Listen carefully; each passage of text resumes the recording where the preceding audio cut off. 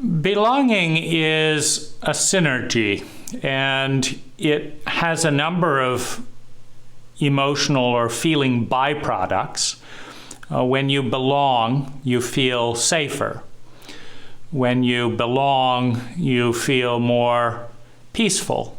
When you belong, there is a sense of flow between the individual and the other, the individual and the group.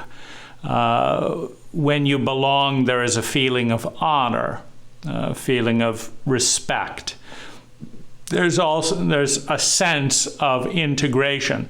So there are a number of subtle feelings that connect with belonging. But what is the recipe that creates the synergy of belonging? So there's a couple of different things. The first thing is adult love.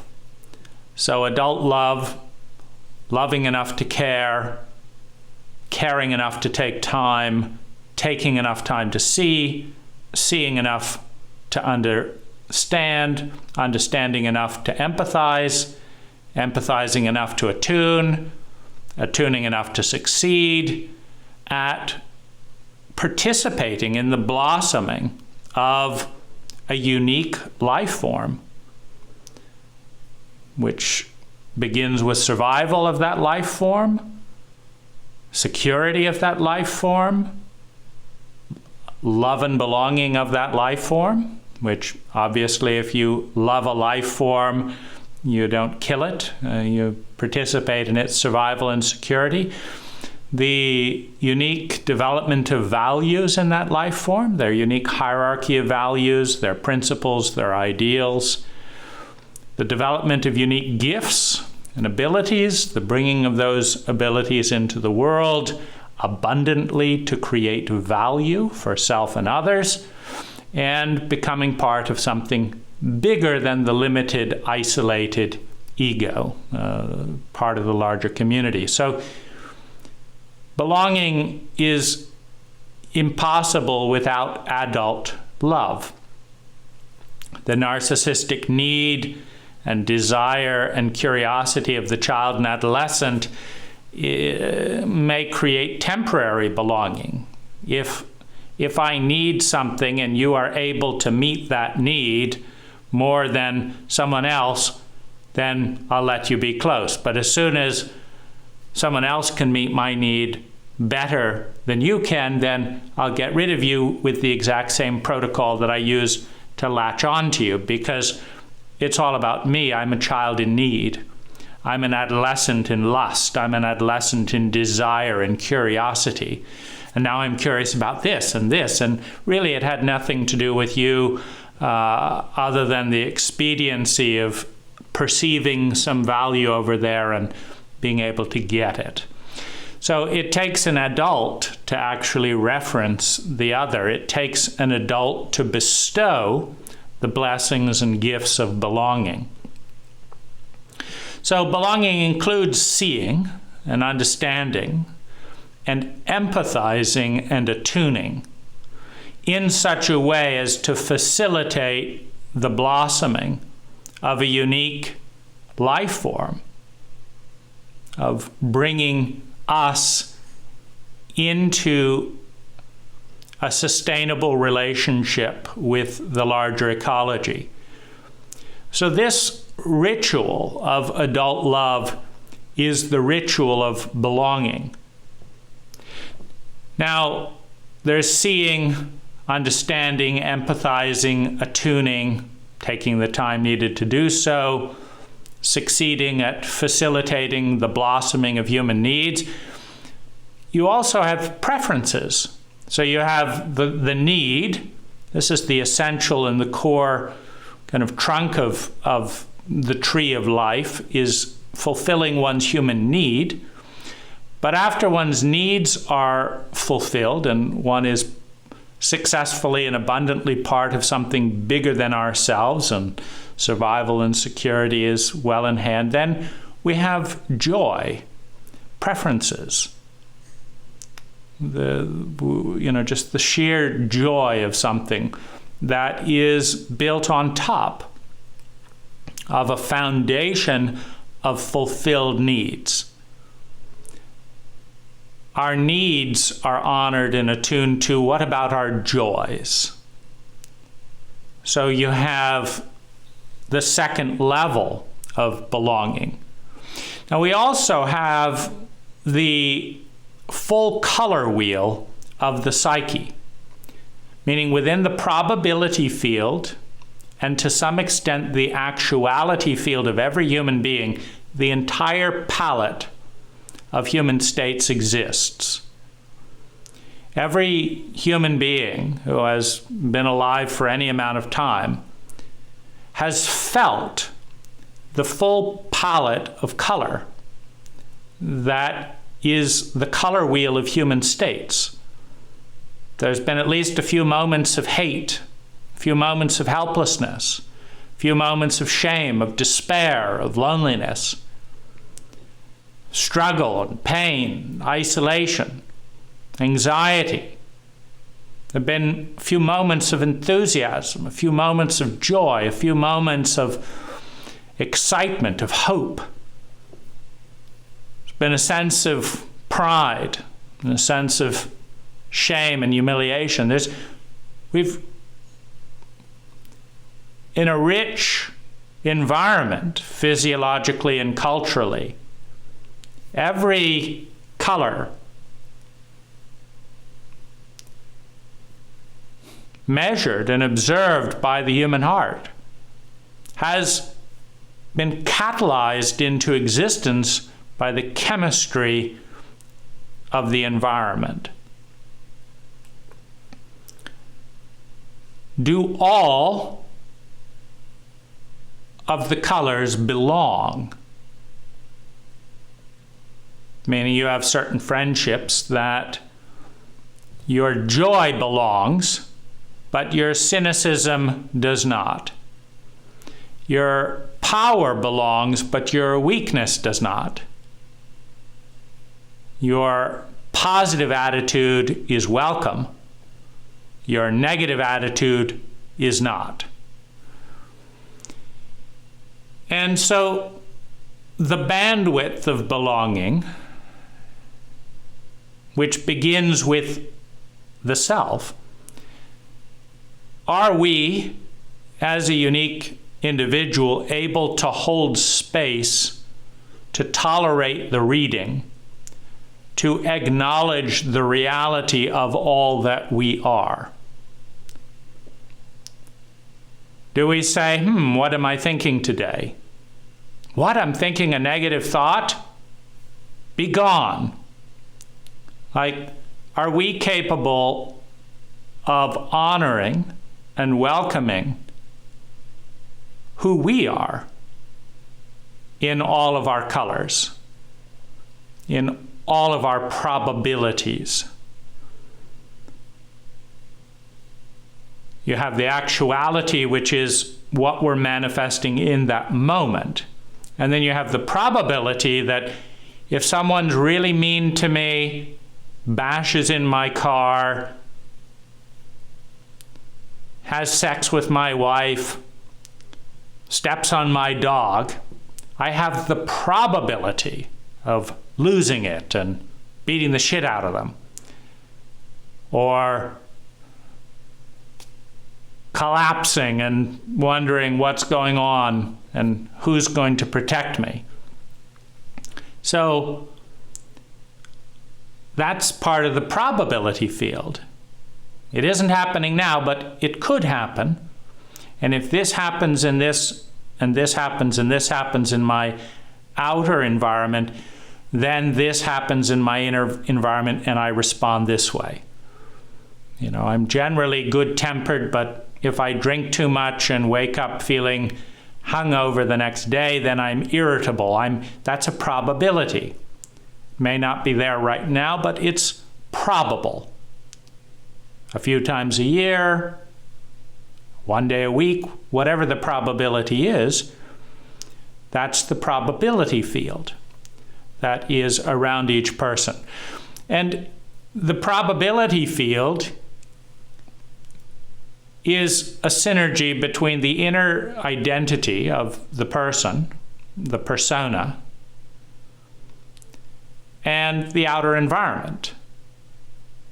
So if all my friends are drinking, that's the outer environment, I, the inner persona, drink more.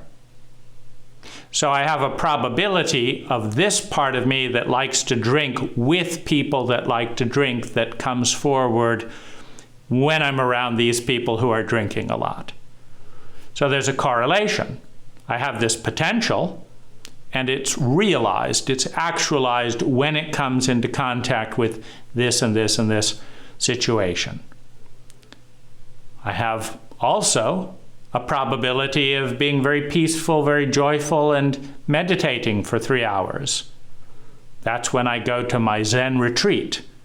Then when I'm surrounded by people doing Zen meditation at the Zen retreat, then I meditate for 3 hours, and then I feel this, and this happens, and that happens. That's also part of my probability field, particularly if I have that scheduled.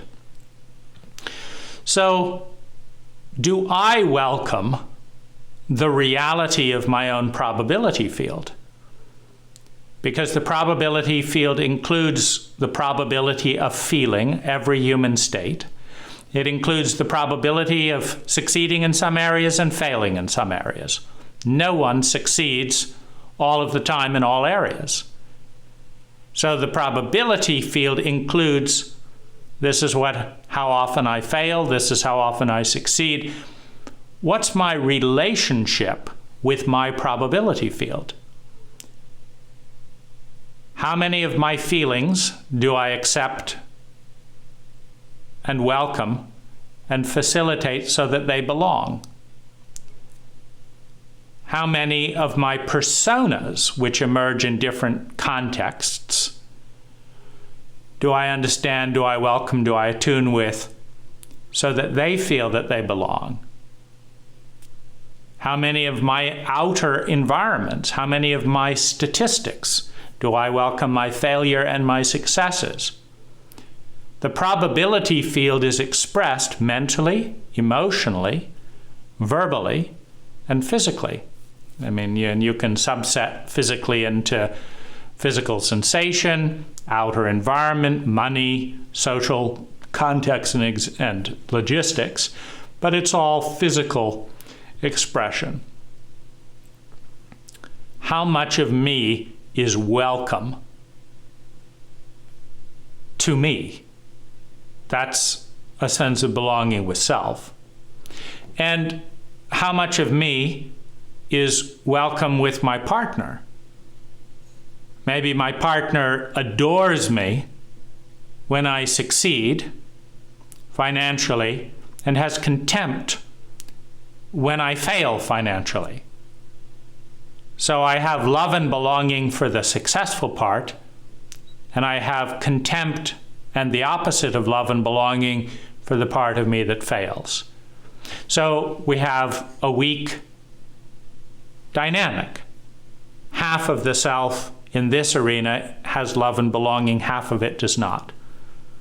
Then we have the degrees. So you have the areas of love and belonging. I love these feelings. I don't love these feelings. I hate these feelings.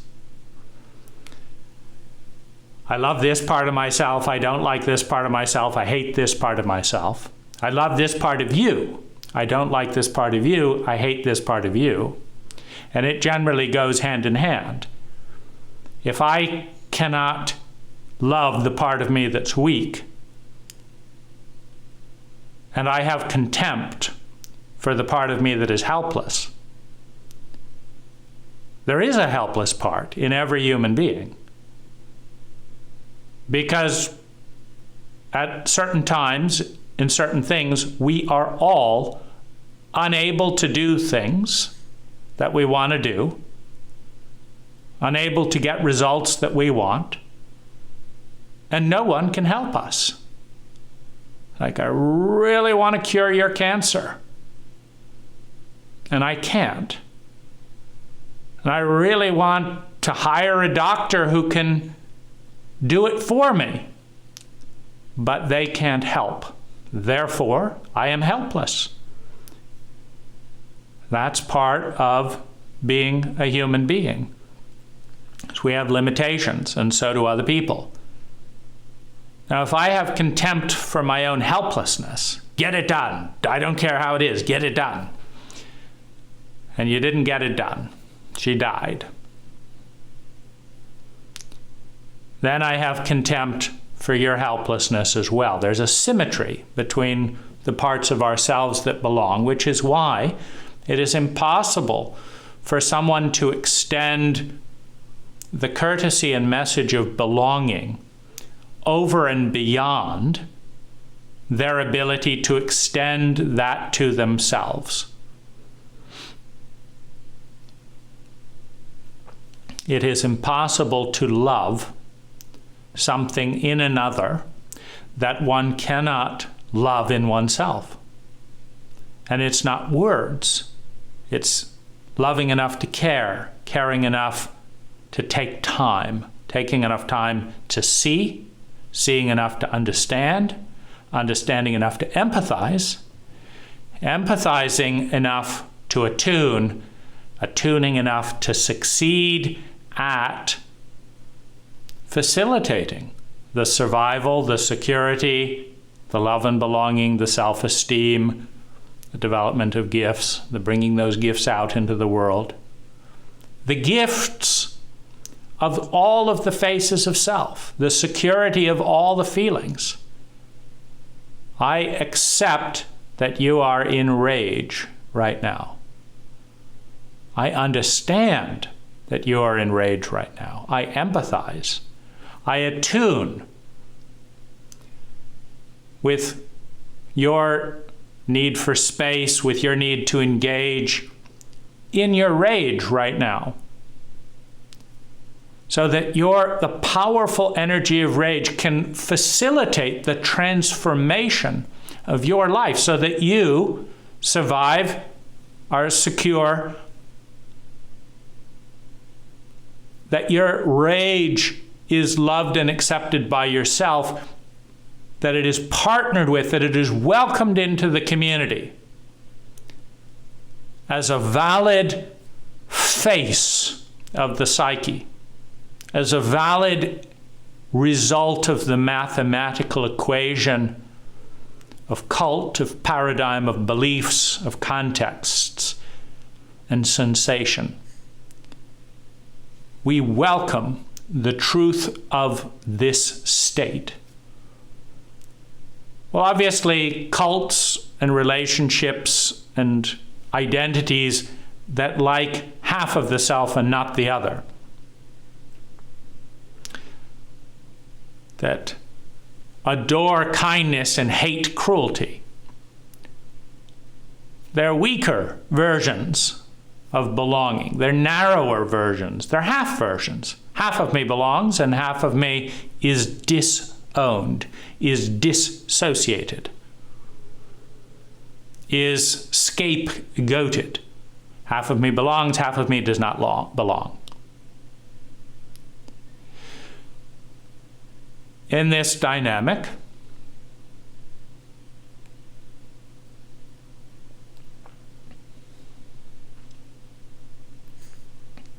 we're determining the width of belonging and being loved. The intensity is the competency, is the amount of time. The width is the arena of the psyche. And the depth is for how long. Is it, a therapeutic relationship where I love you high and I love you wide for 1 hour? Well, you've got height, you've got width and narrowness. And that's love and belonging. The bigger the volume of height, width, and depth of love and belonging, the greater the survival and security of the human being, of the psyche, the body. The odds of survival go up when one or more people are capable of love and belonging. So this is the field of love and belonging. It begins with awareness, because you cannot love and support and understand and attune and empathize with what you are unaware of. So it begins with self-awareness, and then it extends to awareness of the other. This is the nature of love and belonging.